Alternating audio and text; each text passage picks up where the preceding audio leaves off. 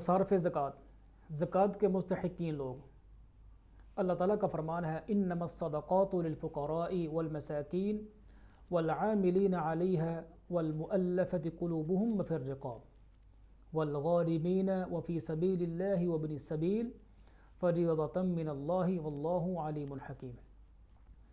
اس آیت میں اللہ تعالیٰ نے جو زکوٰۃ کے مستحق لوگ ہیں وہ 8 ذکر کیے ہیں۔ سب سے پہلے جو 2 لوگ ہیں وہ ہیں فقیر اور مسکین۔ فقیر اور مسکین وہ لوگ جن کے پاس کچھ بھی نہیں ہوتا، یا ہوتا ہے لیکن ان کا صحیح گزارا نہیں ہو سکتا۔ بعض کہتے ہیں فقیر جو ہے وہ زیادہ مستحق ہوتا ہے، بعض کہتے ہیں مسکین جو ہے وہ زیادہ غریب ہوتا ہے، زیادہ مستحق ہوتا ہے۔ تو یہ ایک اختلاف ہے، البتہ جو آدمی زکوٰۃ دے رہا ہے وہ کسی بھی آدمی کی ظاہری شکل و صورت کو، اس کی ظاہری حالت کو دے کے یہ تعین کر سکتا ہے کہ ان میں سے زیادہ محتاج کون ہے۔ تو فقیر اور مسکین وہ آدمی ہے جس کے پاس کچھ بھی نہ ہو، یا ہو تو اس کا گزارا نہ ہو سکتا ہو۔ تیسرا آدمی وہ ہے العاملون، حکومت کے وہ اہلکار، وہ کرندے جو حکومت کی جانب سے زکوٰۃ کو لوگوں سے جمع کرنے کے لیے ان کو اپوائنٹ کیا گیا ہے، وہ لوگوں سے زکوٰۃ کو جمع کر کے لے کے آتے ہیں۔ تو ایسے لوگوں کو بھی زکوٰۃ کی مد میں سے دیا جا سکتا ہے۔ یہ بات ذہن میں رہے کہ ایسے جو لوگ ہیں وہ اگرچہ حکومت کی جاب کر رہے ہیں، ان کا فقیر اور مسکین ہونا ضروری نہیں ہے، وہ غنی بھی ہوں گے تو ان کو زکوٰۃ ادا کی جا سکتی ہے۔ وہ غریب، مسکین، فقیر ان کا ہونا ضروری نہیں، وہ اگرچہ حکومت کی جاب کر رہے ہیں، لیکن چونکہ ان کا نام اس آیت میں آ گیا ہے، مستحقین لوگ میں آ گئے، ان کا ذکر آ گیا ہے، تو ان کو بھی زکوٰۃ ادا کی جا سکتی ہے۔ چوتھا سبب زکوٰۃ کا وہ ہے تالیف قلب، مؤلفۃ القلوب، یعنی لوگ نئے نئے مسلمان ہوئے ہیں تو ان کو اسلام کی طرف مزید راغب کرنے کے لیے ان کی مدد کے غرض سے ان کو زکوٰۃ کی مد میں سے دینا۔ جمہور فقہا کے نزدیک یہ جو زکوٰۃ کا سبب ہے یہ ابھی بھی موجود ہے، البتہ بعض فقہا کہتے ہیں کہ نہیں، اب یہ جو سبب ہے زکوٰۃ کا یہ ختم ہو گیا، کیونکہ مسلمان اب بہت زیادہ امیر ہو گئے ہیں۔ اب کوئی ایسی بات نہیں ہے کہ کوئی غریب مسلمان ہو تو اس کی تلیف قلب کے لیے اس کو زکوٰۃ میں سے دیا جائے، کیونکہ مسلمان بہت امیر ہو گئے ہیں، فراوانی ہو گیا مال و دولت کی۔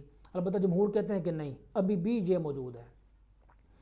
پانچواں سبب زکوٰۃ کا وہ ہے رقاب، غلام آزاد کرنا۔ غلام سے مراد وہ لوگ، جب مسلمانوں کی اور کافروں کی جنگ ہو تو مسلمان جو ہیں وہ کافروں کے کچھ لوگ قیدی بنا کے اپنے پاس لے ہیں اور مسلمانوں کے درمیان ان کو تقسیم کر دیا جائے، اس کو غلام کہتے ہیں۔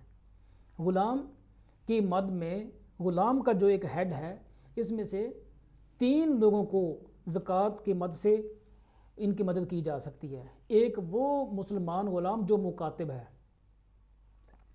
مسلمان غلام، ایک وہ غلام جو مکاتب ہے۔ مکاتب وہ غلام ہوتا ہے جس کا مالک اس کو یہ کہے کہ آپ مجھے اتنے مہینوں میں 1 لاکھ روپیہ دے دو تو میں تمہیں آزاد کر دوں گا۔ اب وہ کوشش کرتا ہے لیکن اس کے پاس اتنے پیسے نہیں ہیں کہ وہ اتنے مہینوں میں جمع کر سکے، تو اس کی آزادی کی خاطر اس کو زکوٰۃ کی مد میں سے دے دینا تاکہ وہ آزاد ہو جائے، تو ایسے غلام کو مکاتب کہتے ہیں، تو اس کو زکوٰۃ کی مد میں سے دیا جا سکتا ہے۔ اور اسی طرح سے جو مسلمان کسی جیل کے اندر قید کاٹ رہے ہیں ان کو بھی زکوٰۃ کی مد سے ادا کر کے ان کو آزاد کروایا جا سکتا ہے۔ اسی طرح سے اگر کافروں نے جنگ کے اندر مسلمانوں کے کچھ لوگوں کو قیدی بنا لیا ہے اور اپنے پاس لے گیا ہے، تو ایسے مسلمان غلام کو بھی آزاد کرنے کے لیے زکوٰۃ کی مد میں سے پیسے ادا کیے جا سکتے ہیں۔ چھٹا سبب زکوٰۃ کا وہ یہ ہے کہ آدمی مقروض ہے، اس نے اب قرضہ واپس ادا کرنا ہے لیکن وہ قرضہ ادا نہیں کر سکا، وہ قرضہ ادا نہیں کر سکتا۔ ایک مقروض ہے، وہ قرضہ ادا نہیں کر سکتا، تو کسی آدمی نے اس کی ذمہ داری لی کہ اس کا قرضہ اگر یہ ادا نہ کر سکا تو میں ادا کر دوں گا، لیکن اب وہ بھی ادا نہ کر سکا، تو یہ جس نے ذمہ داری لی تھی اس کو زکوٰۃ کی مد میں سے دیا جا سکتا ہے تاکہ یہ اس مقروض کا قرضہ ادا کر سکے۔ 7واں سبب زکوٰۃ کا وہ یہ ہے فی سبیل اللہ۔ فی سبیل اللہ میں بہت زیادہ چیزیں آ جاتی ہیں، جیسے مجاہدین ہیں، اس طرح سے مدارس ہیں جہاں اسٹوڈنٹس کا قیام و طعام کا بندوبست ہوتا ہے، ٹرسٹ ہیں، تو یہ سارے کے سارے فی سبیل اللہ میں آتے ہیں۔ آخری سبب جو زکوٰۃ کا ہے وہ یہ ہے کہ ابن السبیل سے مراد مسافر ہے۔ کوئی مسافر اپنے منزل مقصود پہ پہنچنے کے لیے اس کے پاس کرایہ نہیں ہے، خرچہ نہیں ہے، تو اس کو زکوٰۃ کی مد میں سے دیا جا سکتا ہے۔ بعض فقہا نے اس مسافر سے مراد حاجی کو لیا جب وہ حج کرنے کے لیے جائے۔ کئی مرتبہ ہوتا ہے کہ جب پیسے جمع کرائے ہیں تو تقریباً 4 لاکھ روپے جمع کرائے، جس میں ساری جو اماؤنٹ ہے ٹیکس کی سب کی وہ جمع کروا دی ہے، لیکن جب آپ ایئرپورٹ پہ پہنچے تو ایک اور جو ٹیکس ہے وہ لاگو ہو چکا ہے، امپلیمنٹ ہوا ہے، تو انہوں نے وہ مانگا، وہ تقریباً 40-50 ہزار ہے۔ اب حاجی کے پاس وہ اتنا ٹیکس نہیں ہے، تو زکوٰۃ کی مد میں سے اس کو یہ دیا جا سکتا ہے تاکہ وہ اپنا وہ ٹیکس ادا کر سکے۔ تو یہ بات ذہن میں رکھیں کہ ان تمام زکوٰۃ کے مستحق لوگوں کو بھی تھوڑی تھوڑی زکوٰۃ ادا کر کے زکوٰۃ دی جا سکتی ہے، اور کسی ایک کو بھی آپ زکوٰۃ دے سکتے ہیں۔ اسی طرح سے فقیر اور مسکین اگر آپ کے اہل و عیال میں ہے، آپ کے رشتہ داروں میں ہے، تو سب سے پہلے ان کو دیں۔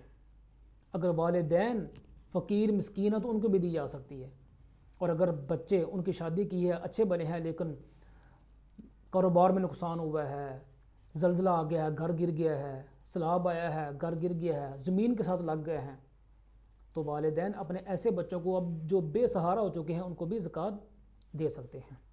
تو یہ زکوٰۃ کے مستحق لوگ ہیں جن کو زکوٰۃ جو ہے وہ دی جا سکتی ہے۔